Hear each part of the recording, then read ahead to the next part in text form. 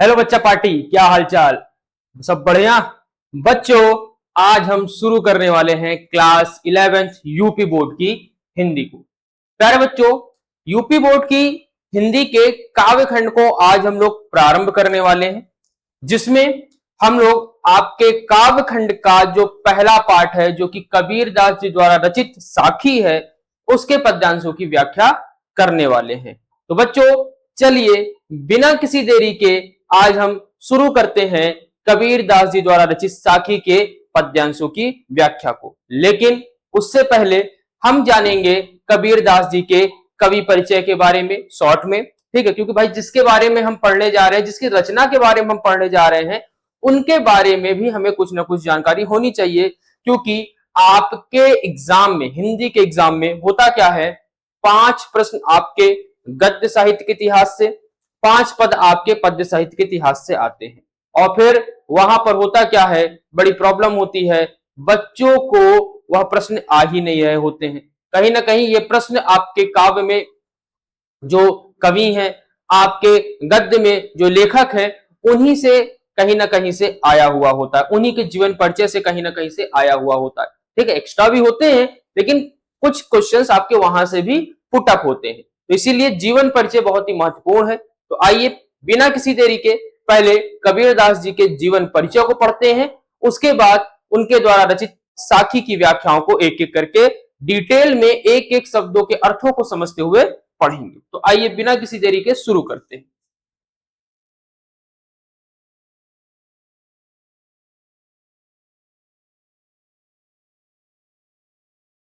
बच्चों अब आपके सामने यहां पर कबीरदास जी की संक्षिप्त कवि परिचय आपको दिखाई दे रहा होगा। ठीक है, तो कबीरदास जी के परिचय के विषय में देखते हैं। तो क्या लिखा हुआ है, कबीरदास भक्ति काल के निर्गुण भक्ति धारा के महान संत कवि थे। कि कबीरदास जी क्या हैं, आपके सबसे पहली चीज तो ध्यान रखिएगा कि कबीरदास निर्गुण काव्य धारा के संत कवि रहे हैं।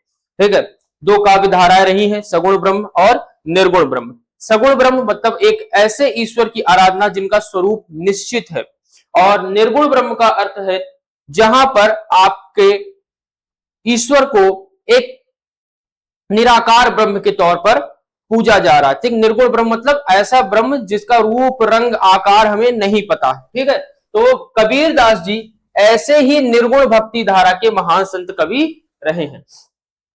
कबीरदास जी समाज सुधारक एवं रहस्यवादी विचारक थे। उनका जन्म प्रायः संवत 1455 लगभग 1398 ईस्वी में काशी में माना जाता है। ठीक है भाई, इनका जन्म जो है संवत 1455 लगभग 1398 ईस्वी में वाराणसी में माना जाता है।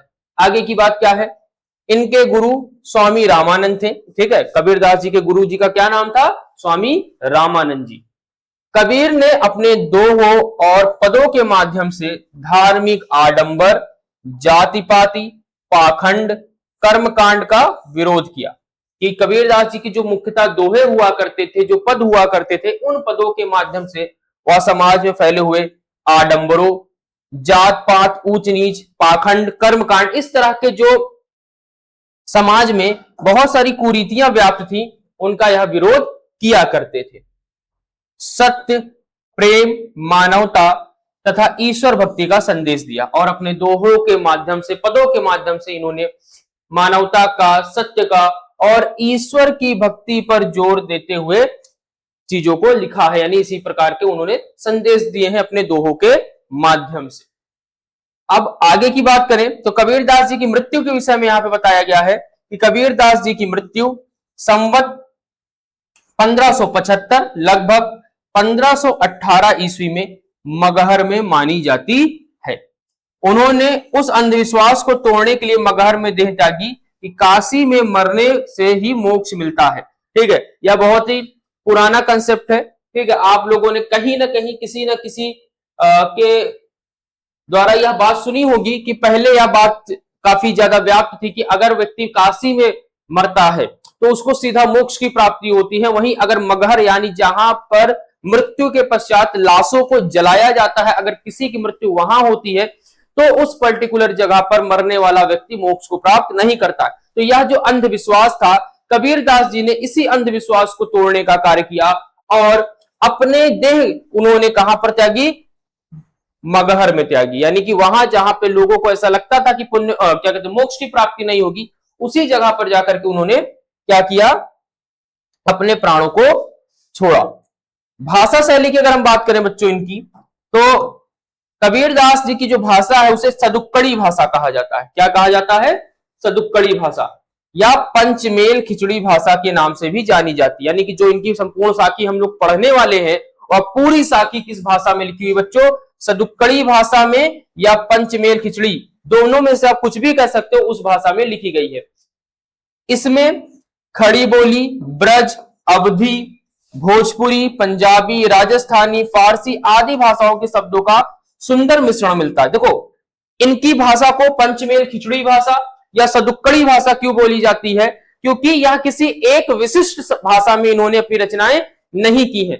इन्होंने कई भाषाओं का समावेश करते हुए अपनी रचनाएं लिखी हैं, जिस कारण से इन्हें पंचमेल खिचड़ी। भाई देखो, खिचड़ी जो होती है आप जानते हो, खिचड़ी में चावल भी होता है, दाल भी होता है और भी प्रकार की चीजें उसमें मिलाई जाती है जब खिचड़ी बनाई जाती है। तो उसी तरीके से इनकी जो रचनाएं होती हैं, वह रचनाएं किसी एक भाषा विशेष पर फोकस नहीं होती हैं, बल्कि कई भाषाओं का आपको इनके पदों में, दोहों में, साखियों में क्या मिल जाएगा?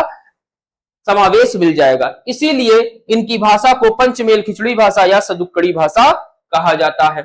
उनकी भाषा सरल, सहज, प्रभावशाली और उपदेशात्मक है।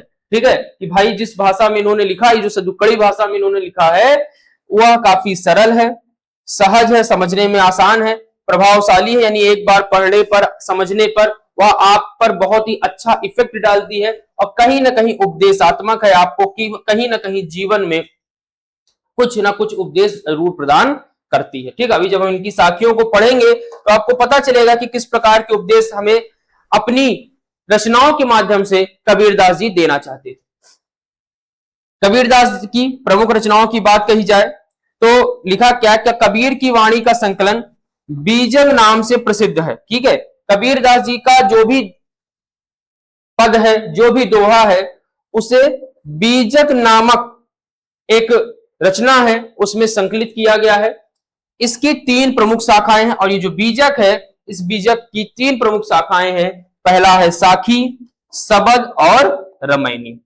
अब आप अच्छे से जानते हो, आप लोगों ने कई बार हो सकता है पढ़ा हो कबीरदास जी के बारे में, जिसमें उनका एक दोहा आता है जिसमें वो बताते हैं कि मसी कागज छुओ नहीं, कलम गहो नहीं हाथ, कि मैंने कभी कागज और कलम छुआ ही नहीं। ठीक है, मैंने कभी कागज और कलम छुआ ही नहीं। तो भाई जब उन्होंने कागज कलम छुआ नहीं, तो किस तरह से उनकी ये रचनाएं साखी, सबद, रमैनी यानी बीजक में संकलित हुई? तो बताया जाता है कि कबीरदास जी गायन का कार्य करते थे, दोहा बोलने का काम करते थे, पदों को बोलने का काम करते थे, इसको लिखने का काम, इसको संकलित करने का काम उनके शिष्यों द्वारा किया गया है। ठीक है बच्चों, आई बात समझ में? फिर आगे क्या है? इन्हीं रचनाओं के माध्यम से कबीर ने समाज को सत्य, प्रेम, समानता और ईश्वर भक्ति का संदेश दिया। और बताते हैं कि इन्हीं रचनाओं के माध्यम से उन्होंने समाज में सत्यता, प्रेम, समानता और ईश्वर भक्ति के उपदेश को, संदेश को फैलाया। ठीक है, तो यहां तक आपको बात समझ में आ गई होगी। ये था बच्चों आपके लिए शॉर्ट में कबीरदास जी का जीवन परिचय, जिसके माध्यम से आप एक रूपरेखा अपने कवि के विषय में बना सकते हो और इनकी रचनाओं को जब आप पढ़ोगे तो चीजें अच्छे से समझ में आएंगी। ठीक है, तो अगर आप चाहो तो ये शॉर्ट जीवन परिचय जो है इसका स्क्रीनशॉट ले सकते हो। ठीक है, उसके बाद हम लोग बात करेंगे कबीरदास जी द्वारा रचित साखी की। ठीक है, चलिए बढ़ते हैं आगे साखी की ओर। क्लास 11 के विद्यार्थियों के लिए है क्या, आपने 9th में भी साखी पढ़ी होगी। ठीक है, कबीरदास जी द्वारा रचित साखी को आपने 9th में भी पढ़ा होगा। उसी प्रकार से 11th में भी आपको यहां पर साखी पढ़नी है क्या कहानी? अगर आप देखेंगे तो आपकी कुल 21 साखियां आपके पाठ्य पुस्तक में दी गई है। यह जो भी स्लाइड आप देख रहे हो यह आपके बुक से ही ली गई है, जो भी आप साखी यहां पर देख रहे हो, ठीक है। कुल मिलाकर के कितनी साखियां हैं? 21 साखियां हैं। एक एक करके हम सारी साखियों के व्याख्याओं को पढ़ेंगे। चलिए तो शुरू करते हैं पहली साखी से। पहली साखी क्या लिखी हुई है देखिए,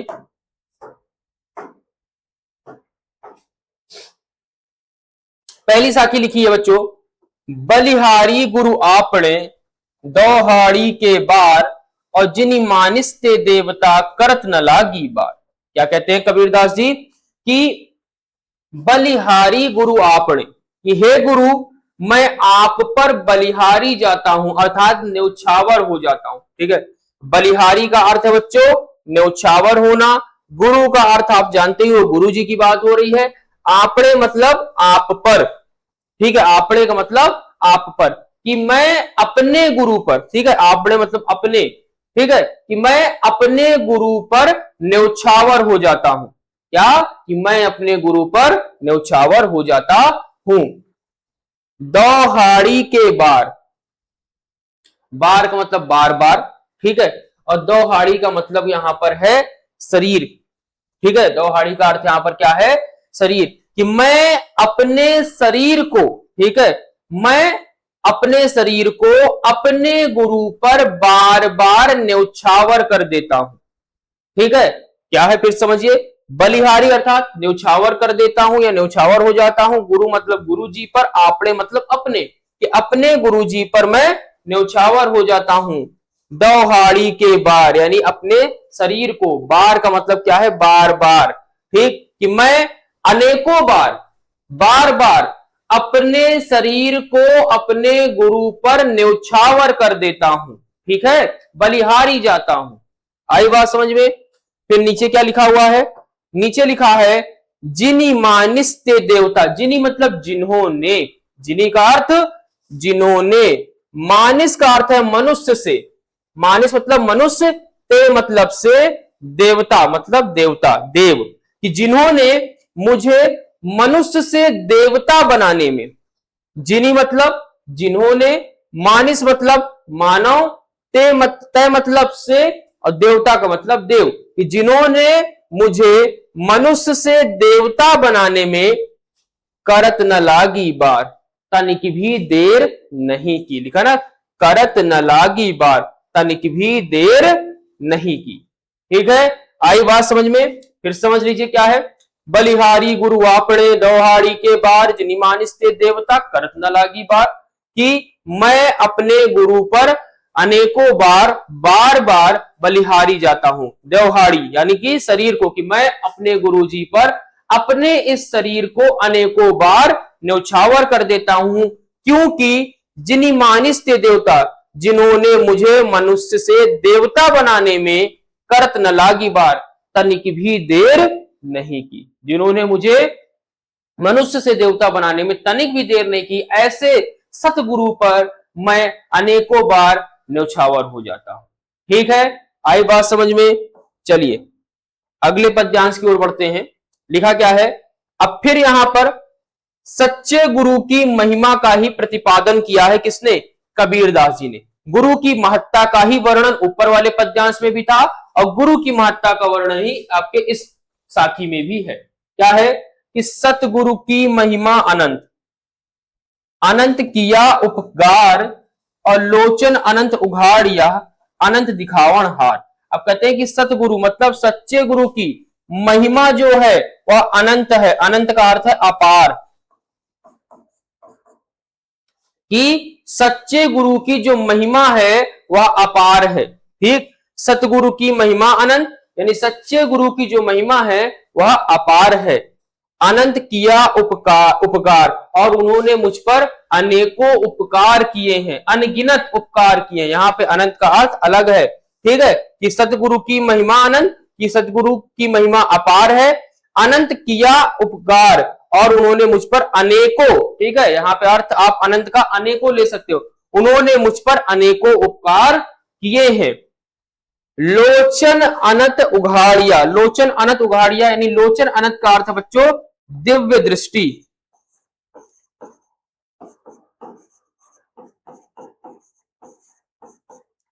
लोचन अनंत का अर्थ है दिव्य दृष्टि। ठीक है, दिव्य दृष्टि।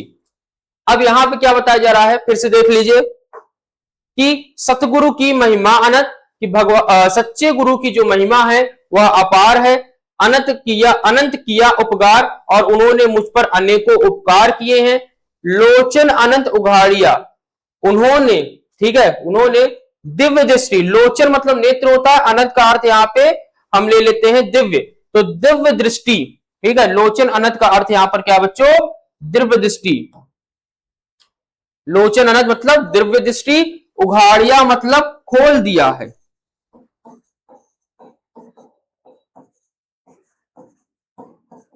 दिव्य दृष्टि का अर्थ क्या है, खोल दिया, कि मेरे सतगुरु की महिमा अपार है, उन्होंने मुझ पर अनेकों उपकार किए हैं, उन्होंने मेरी दिव्य दृष्टि खोल दी है। और फिर अनंत दिखावण हार, और उसी के कारण मुझे यहां पे अनंत का अर्थ है बच्चों ईश्वर।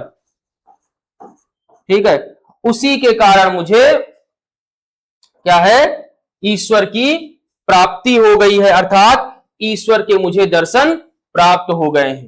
ठीक, कि सतगुरु की महिमा अनंत, अनंत किया उपकार, लोचन अनंत उघाड़िया, अनंत दिखावण हार। सतगुरु की महिमा अनंत है, उन्होंने मुझ पर अनेकों उपकार किया है, उन्होंने मेरी दिव्य दृष्टि को खोल दिया है, और इसी कारण से मैं ईश्वर के दिखावण हार अर्थात साक्षात्कार कर पा रहा हूं। ठीक है, अनंत का अर्थ यहाँ पे ईश्वर है, और दिखावण हार का अर्थ है कि साक्षात्कार कर पा रहा हूं, कि अनंत ईश्वर, दिखावण हार मतलब साक्षात्कार, और उसी के कारण मैं ईश्वर के साक्षात्कार कर पा रहा हूं। ठीक है, इसी के कारण मैं ईश्वर के साक्षात्कार कर पा रहा। ठीक है, आई बात समझ में, आप आई होप बात समझ में आपको आ रही होगी। ठीक है, कि सतगुरु की महिमा अनंत है, यानी सतगुरु की महिमा अपार है, उन्होंने मुझ पर अनेकों उपकार किए हैं, दिव्य दृष्टि खोल करके उन्होंने मुझे साक्षात्कार करा दिए हैं ईश्वर के। ठीक, अब आगे देखिए तीसरा क्या पद्यांश आपका कहता है। तीसरा पद्यांश आपका यहां पे क्या कह रहा है, कह रहा है तीसरी साखी, दीपक दिया तेल भरी, बाती दई अघट। अघट का अर्थ है कभी ना घटने वाली। ठीक है, कभी ना कम होने वाली। ठीक है, कभी ना घटने वाली या कभी ना कम होने वाली। ठीक, तो दीपक दिया तेल भरी, दीपक दिया तेल भरी, बाती दई अघट। यहां पर दीपक का अर्थ बच्चों आप शरीर से संबंधित करेंगे। ठीक है, किससे, शरीर से। और यहां पर तेल का अर्थ, ठीक है, तेल भरी का अर्थ आप लेंगे किससे, देखिए समझिए क्या लिखा हुआ है, दीपक दिया तेल भरी, बाती दई अघट, की शरीर रूपी दीपक में, तेल का अर्थ मैंने बताया ना, तेल भरी का अर्थ आप यहां पर क्या लेंगे, प्रेम रूपी तेल। ठीक है, कैसा तेल, प्रेम रूपी तेल। कबीरदास जी कहते हैं कि दीपक दिया तेल भरी, कि सच्चे गुरु ने, ठीक है, शरीर, दीपक का अर्थ मैंने बताया यहां पे आपको शरीर लेना है, यहां पे तेल भरी का अर्थ यहां पे प्रेम रूपी तेल। ठीक है, प्रेम रूपी तेल की बात हो रही है। कबीरदास जी कहते हैं कि इस शरीर रूपी दीपक में प्रेम रूपी तेल को सच्चे गुरु ने भर दिया है। ठीक है, इस सतगुरु ने यानी सच्चे गुरु ने इस शरीर रूपी दीपक में प्रेम रूपी तेल भर दिया है।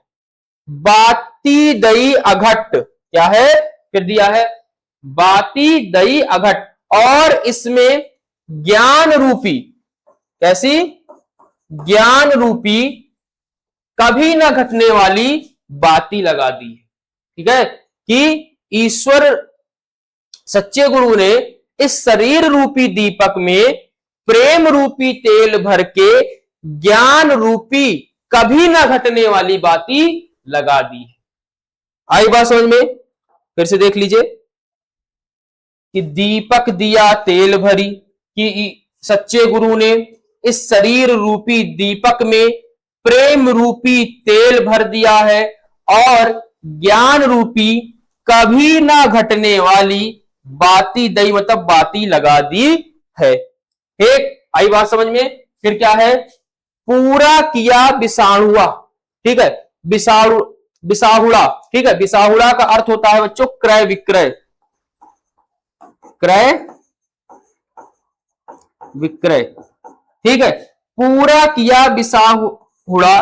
ठीक है, कि मैंने अपना जो क्रय विक्रय है उसको पूरा कर लिया है।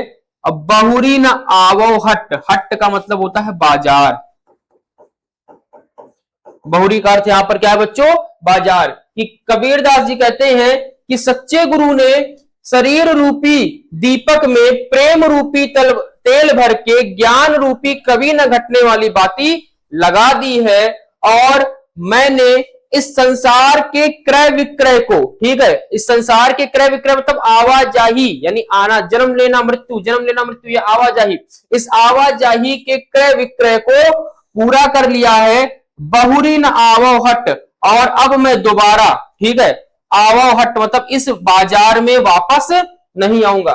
बहुरी न आवो हट, इस बाजार में अब दोबारा नहीं आऊंगा। ठीक है, आई बात समझ में।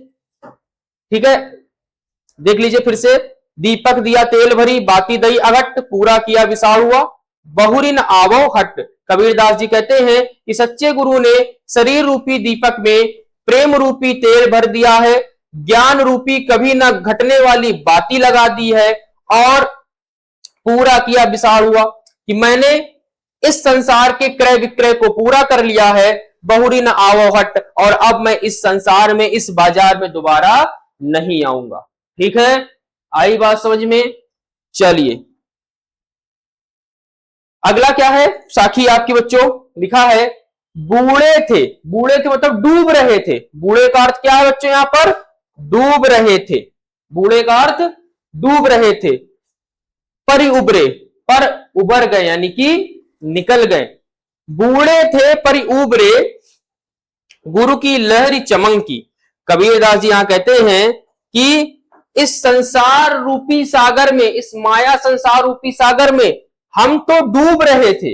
हम तो डूब रहे थे, बूढ़ रहे थे मतलब क्या है, डूब रहे थे। कि संसार रूपी सागर में हम तो डूब रहे थे, परि उबरे, परंतु उबर गए, निकल गए। गुरु की लहरी चमकी, गुरु की ज्ञान रूपी ऐसी लहर चमकी।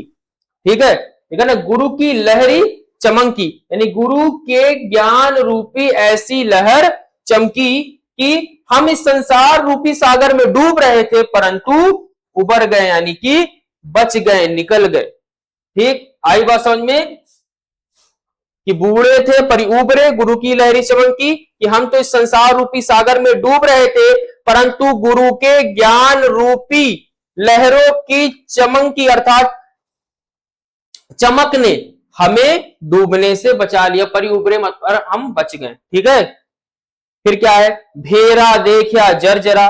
भेरा का अर्थ यहां पर है बच्चों नाव। भेरा का अर्थ क्या है, नाव। भेरा देखिया जर्जरा, जर्जरा मतलब बिल्कुल बेकार, सड़ चुका है, अब खत्म, उसमें कोई, उस नाव में कोई जान नहीं बची है। तो क्या कहते हैं कि भेरा देखिया जर्जरा। कबीरदास जी कहते हैं कि जब मैंने अपनी नाव को देखा तो पता चला वह पूर्णतः क्या हो चुकी है, जर्जर हो चुकी है। उतरी पड़े फरंकी, फरंकी मतलब तुरंत, और जब मैंने देखा कि मेरी नाव जर्जर हो चुकी है तो मैं तुरंत ही, ठीक है, फरंकी मतलब तुरंत ही, शीघ्र ही उतरी पड़े, उससे उतर गया। ठीक है, फिर से समझ लीजिए, बूढ़े थे परि उबरे, हम इस संसार रूपी माया के सागर में डूब रहे थे परंतु हम बच गए क्योंकि गुरु की ज्ञान रूपी लहर ऐसी चमकी। ठीक है, गुरु की ज्ञान रूपी लहर के चमकने के कारण हम इस संसार रूपी सागर में डूब रहे थे परंतु बच गए। भेरा देखा जर्जरा, और जब मैंने देखा कि जो मेरी नाव है वह जर्जर हो चुकी है तो मैं तुरंत ही उस नाव से उतर पड़ा। तो मैं तुरंत ही उस नाव से उतर पड़ा। आई बात समझ में? आई होप आपको बातें समझ में आ रही होंगी। चलिए बच्चों आगे के पद्यांश की तरफ बढ़ते हैं।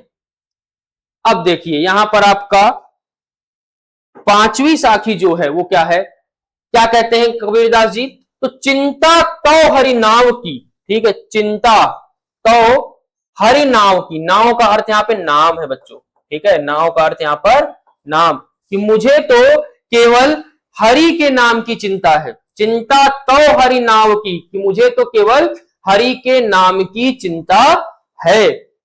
और न चिंता दास, और दास को यानी कि ईश्वर के दास को और किसी चीज की चिंता नहीं होती, और न चिंता, और किसी चीज की चिंता नहीं है, किसको, दास को।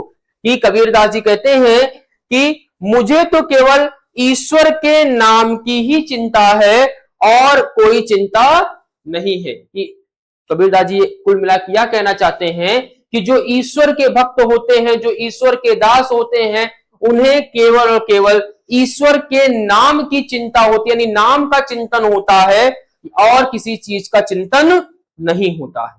ठीक है, चिंतन मतलब भगवान का नाम जप करना इत्यादि प्रकार से वो चीजें हैं। तो चिंता तो हरि नाम की और न चिंता दास, कि ईश्वर के दास को सदैव ईश्वर के नाम का ही चिंतन होता है और दूसरी किसी चीज का चिंतन नहीं होता है। जे कछु चितवय राम बिन, चितवय मतलब देखना, ठीक है, चितवय का मतलब होता है देखना। जो जे कुछ चितवय, जो कुछ देखना, राम बिन, राम के बिना। यहां पर देखो बच्चों, जो राम शब्द की आप प्रयोग हुआ है, ठीक है, ज्यादा बताने की आवश्यकता तो नहीं है क्योंकि आप लोगों ने क्लास 9th में भी साखी पढ़ी है कबीरदास जी की, तो आपको अच्छे से पता होगा कि कबीरदास जी के जो राम है वह अयोध्या में जन्मे दशरथ नंदन राम जी नहीं है, सगुण ब्रह्म राम नहीं है, बल्कि यहां पर राम का अर्थ निर्गुण ईश्वर से है, ठीक है, निराकार ब्रह्म से है। तो यहां पे कभी भी भगवान श्री राम या दशरथ नंदन राम जैसे शब्दों का प्रयोग व्याख्या के वक्त आपको नहीं करना है। बस यहाँ पे राम का अर्थ यहां पर आप ईश्वर लिख सकते हो, ठीक है, राम का अर्थ ईश्वर। तो क्या लिखा है, जे कुछ चितवय राम बिन, जो व्यक्ति ईश्वर को, ठीक है, ईश्वर को देख करके, जो व्यक्ति ईश्वर को नहीं देखता, लिखा ना, जो जे कुछ चितवय, जो ईश्वर को छोड़ करके बाकी सब कुछ देखता है, जो व्यक्ति ईश्वर को छोड़ करके बाकी सारी चीजों को देखता है, सोई काल की पास, तो वह व्यक्ति काल अर्थात यमराज की पास मतलब बंधन, बंधन, तो वह व्यक्ति सदैव काल के बंधन में पड़ा रहता है या फंसा रहता है, काल के पास में फंसा रहता है, बंधन में। ठीक है, कुल मिला के कहने का तात्पर्य यह है कि अगर व्यक्ति ईश्वर का भजन नहीं करता है, ईश्वर का पूजन नहीं करता है, तो वह व्यक्ति सदैव इस माया जाल में, संसार के माया जाल में फंसा रहता है। तो कबीरदास जी वही बताना चाह रहे हैं कि अगर आप राम को छोड़ करके इस संसारिक सुख को देखोगे तो आप सदैव माया के इस जाल में फंसे रहोगे और आवागमन के चक्कर से कभी छुटकारा आपको नहीं मिलेगा। फिर से देख लेते हैं क्या है, चिंता तो हरि नाव की, कि हे कबीरदास जी कहते हैं कि मुझे तो केवल ईश्वर के नाम का चिंतन है और किसी चीज का चिंतन नहीं है, और जो व्यक्ति ईश्वर को छोड़ करके इस सांसारिक मोह माया को देखता है वह सदैव काल के बंधन से ग्रसित रहता है या काल के बंधन में बंधा रहता है। ठीक है, आई बात समझ में। चलिए अगले पद्यांश की ओर बढ़ते हैं। क्या लिखा हुआ है अगला पद्यांश बच्चों आपका, कि तू करता तू भया, मुझ में रही न हूं। हूं का अर्थ यहां पे है बच्चों अहंकार, हूं का अर्थ है अहंकार। तो कबीरदास जी कहते हैं कि तू करता, यानी ईश्वर को जपता जपता मैं, तू भया लिखा ना, तू करता अर्थात ईश्वर का नाम जपता जपता तू भया, मैं ईश्वर में ही विलीन हो गया। मैं ईश्वर का नाम जपते जपते ही ईश्वर में विलीन हो गया, मुझ में रही न हूं, और अब मुझ में किसी प्रकार का कोई अहंकार नहीं बचा। तू करता तू भया, मुझ में रही न हूं, कि हे ईश्वर मैं आपका स्मरण करता करता आप में ही विलीन हो गया हूं, आप में ही लीन हो गया हूं, और अब मुझ में अहंकार शेष मात्र भी नहीं बचा है। आई बात समझ में। फिर नीचे कहते हैं बारी फेरी बली गई। ठीक है, लिखा है बारी फेरी यानी कि आवागमन का चक्कर, बली गई, बली गई का मतलब जल गई। ठीक है, बली गई का अर्थ है जल गई। और बारी फेरी मतलब बार बार आना जाना, ठीक है, बारी फेरी मतलब बार बार आना जाना। तो कबीरदास जी कहते हैं कि बारी फेरी जल गई, कि मेरा इस संसार का आवागमन का जो चक्र है वह जल गया, ठीक है, इस संसार का आवागमन का जो चक्र है वह जल गया। चित देखो तित तू, और मैं जिधर देखता हूं, लिखा ना, जित देखो जिधर देखता हूं, तित तू, मुझे केवल तेरे ही दर्शन होते हैं। फिर से समझिए, कबीरदास जी कहते हैं कि तू तू करता तू भया, हे ईश्वर आपका स्मरण करते करते मैं आप में ही लीन हो गया हूं, मुझ में रही न हूं, मुझ में अब किसी भी प्रकार का अहंकार शेष नहीं बचा है। बारी फेरी बली गई, और इस बार बार के आवागमन का जो चक्कर है हे ईश्वर आपके कारण वह जल गया है।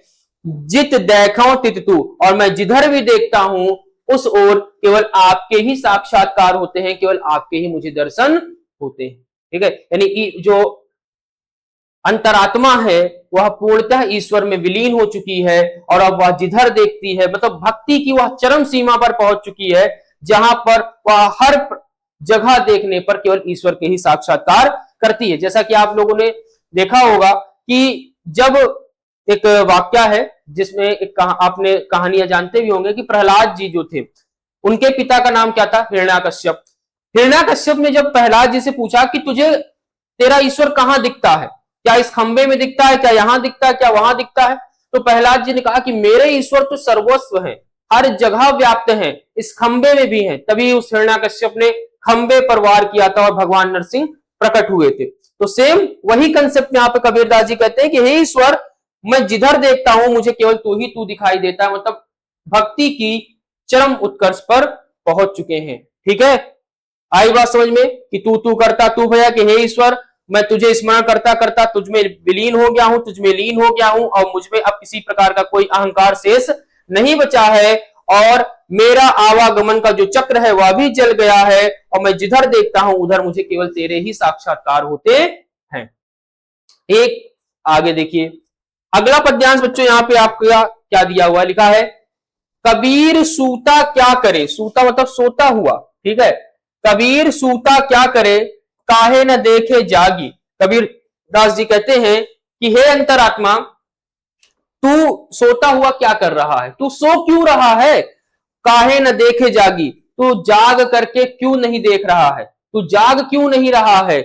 जाके संग ते बिछुड़िया, और तू जिसके संग से बिछड़ा है, बिछुड़िया मतलब बिछड़ा है, तो जिसके संग से बिछुड़ा है, जाके संग मतलब जिसके संग से, तय मतलब से, कि जिसके संग से तू बिछुड़ा है, ताही के संग लागी, तो उसके संग क्यों नहीं लग जाता है, तो उसके संग क्यों नहीं लग जाता है। कहने का अर्थ यहां पर यह है, देखो ऐसा बताया जाता है कि हमारे अंदर जो जीवात्मा है, जो आत्मा है, वह परमात्मा का एक अंश है, और उसी परमात्मा का अंश जो है वो हमारे अंदर है, जो कि परमात्मा से अलग हुआ है, ठीक है। कहने का तात्पर्य क्या है, हमारे यहाँ थोड़ा सा कंसेप्ट है कि हमारा जो ईश्वर है, हमारे जो परमात्मा है, उन्हीं का अंश हम हैं, ठीक है, हमारे अंदर उनका ही अंश है, यानी परमात्मा से ही अलग होकर के हम हैं, हमारे अंदर जो जीवात्मा है वो परमात्मा से अलग हुआ ही एक अंश है। तो कबीरदास जी वही कहते हैं कि कबीरा सूता क्या करे, यहां पर अंतरात्मा को संबोधित कर रहे हैं कबीरदास जी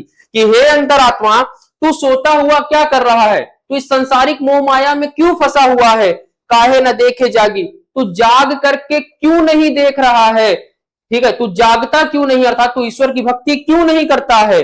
जाके संग तय बिछुड़िया, जिसके संग से तू बिछुड़ा हुआ है, जिस परमपिता परमात्मा से तू बिछड़ा हुआ है, ताही के संग लागी, तो उसे दोबारा प्राप्त करने की कोशिश क्यों नहीं करता, तो दोबारा उसके साथ लगने की कोशिश क्यों नहीं करता, ठीक है। तो फिर से समझ लीजिए, कबीर सूता क्या करे काहे न देखे जागी, कि हे कबीरदास जी कहते हैं कि हे अंतरात्मा तू सोता हुआ क्या कर रहा है, तू क्यों नहीं जाग करके ईश्वर की भक्ति कर रहा है।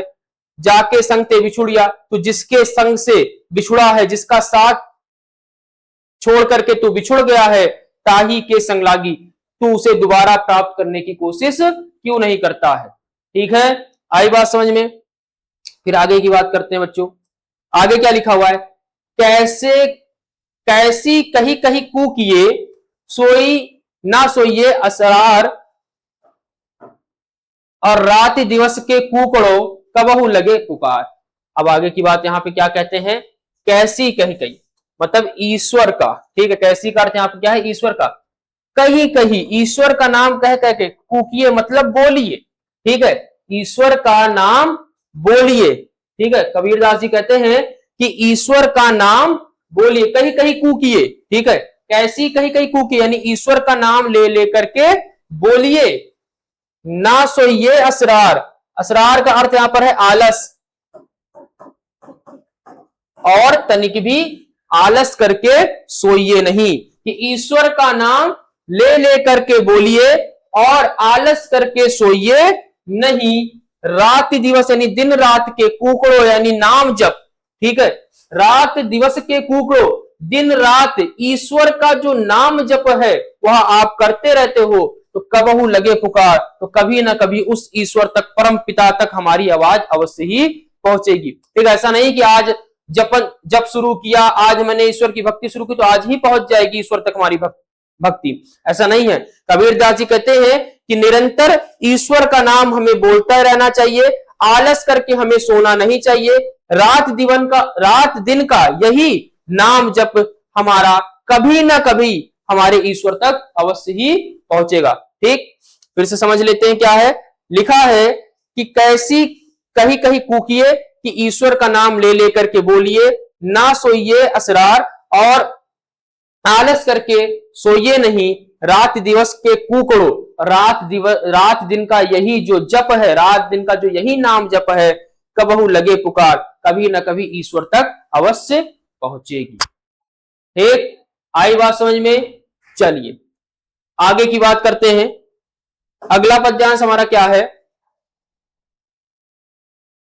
अगला है हमारा कि लंबा मार्ग दूरी घर। ठीक है, कि ईश्वर को प्राप्त करने का जो रास्ता है वह काफी लंबा है और ईश्वर का जो घर है वह भी काफी दूर है। ठीक है, क्या कहते हैं कबीरदास जी, लंबा मार्ग दूरी घर, कि ईश्वर को प्राप्त करने का जो रास्ता है वह काफी लंबा है और उनका घर भी काफी दूर है।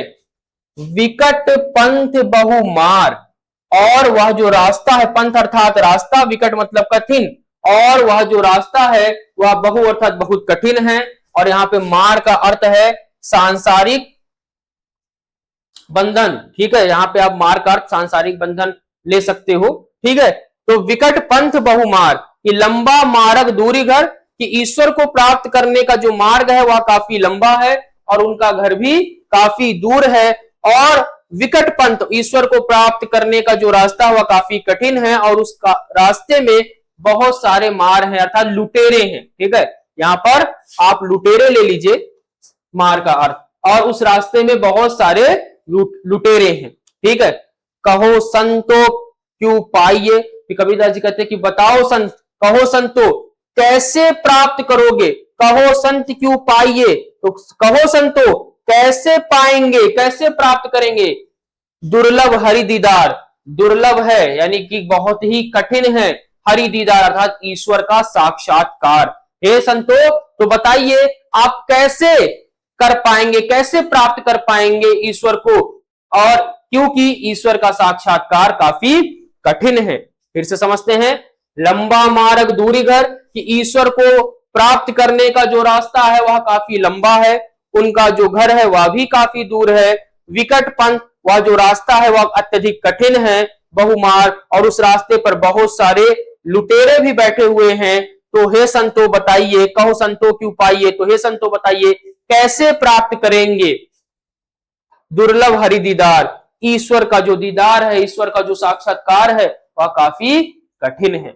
आई बात समझ में। चलिए आगे की बात करते हैं। अगला है कि यह तन जलो मसी करो। ठीक है, कि इस शरीर को जालो मतलब जला करके, यह तन जालो मसी करो, कि इस तन को जला करके मसी करो। ठीक है, स्याही, मसी करो मतलब स्याही बना दूंगा, कि इस तन को, इस शरीर को, तन अर्थात शरीर, जालो मतलब जला करके, मसी मतलब स्याही, करो मतलब कर दूंगा, स्याही बना दूंगा। कबीरदास जी कहते हैं कि इस शरीर को जला करके मैं स्याही बना दूंगा। लिखो राम का नाऊ, नाऊ का अर्थ है नाम, और उसी स्याही से राम का नाम लिखूंगा। फिर से समझते हैं, यह तन जालो मसी करो, इस तन को, इस शरीर को जला करके मैं स्याही बनाऊंगा, स्याही बना दूंगा। लिखो राम का नाऊ, और राम का नाम उसी स्याही से लिखूंगा। लेखनी करो करंक की, करंक मतलब है यहां पर हड्डी, ठीक है, हड्डी से। लेखनी मतलब कलम, लेखनी करो, लेखनी मतलब ये कलम, ठीक है, आपकी जैसे ये पेन है उसकी बात की जा रही है। तो लेखनी करो कलंक की, करंक की, मैं अपनी हड्डियों की लेखनी बनाऊंगा, कलम बनाऊंगा। लिख लिखी राम पठाऊं, और उसी कलम से राम का नाम लिख करके राम को ही भेजूंगा। लिखा है ना कि लिख लिखी, लिख लिख करके राम पठाऊ, यानी राम को भेजूंगा। फिर से समझते हैं, या तन जालो मसी करो, इस तन को, इस शरीर को जला करके मैं स्याही बनाऊंगा। लिखो राम का नाऊ, और उसी स्याही से राम का नाम लिखूंगा। लेखनी करो करंक की, और अपनी शरीर की इन हड्डियों से मैं कलम बनाऊंगा। लिख लिख राम पठाऊ, और उसी कलम से राम का नाम लिख करके राम को ही भेजूंगा। ठीक है, आई बात समझ में? तो बच्चों, आज के इस लेक्चर में हम अपने साखी के इस क्रम को यहीं पर रोकते हैं। बाकी की बची साखियों को हम नेक्स्ट वीडियो में करेंगे कवर। आशा करता हूं आपको मेरे द्वारा बताई गई व्याख्या समझ में आई होगी। तो आपको अब करना क्या है, वीडियो को 1 से 2 बार देखना है जब तक समझ में अच्छे से ना आए। उसके बाद इन साखियों की व्याख्या आपको स्व शब्दों में लिखनी है, खुद से लिखनी है, तभी आपको व्याख्या करना, शब्द रचना आपको अच्छे से आ पाएगी। ठीक है, तो बच्चों आज की क्लास में बस इतना ही। नेक्स्ट क्लास के लिए हम मिलते हैं अपने प्यारे द रेज इंस्टीट्यूट के ऐप पर, जहां पर हम इसके आगे के व्याख्याओं को पढ़ेंगे, आगे की साखी की व्याख्याओं को पढ़ेंगे। तो अब आपको करना क्या है, डाउनलोड करना है प्ले स्टोर पर जाकर के द रेज इंस्टीट्यूट के ऐप को, और अपने क्लास 11 के बैच को करना है सब्सक्राइब। उसे जब आप सब्सक्राइब कर लोगे तो आपको आगे की जो वीडियो है वो आप प्रोवाइड हो जाएंगी। तो बच्चों आज के लिए इतना ही, मिलते हैं नेक्स्ट वीडियो में आगे की व्याख्या के साथ। Thank you so much.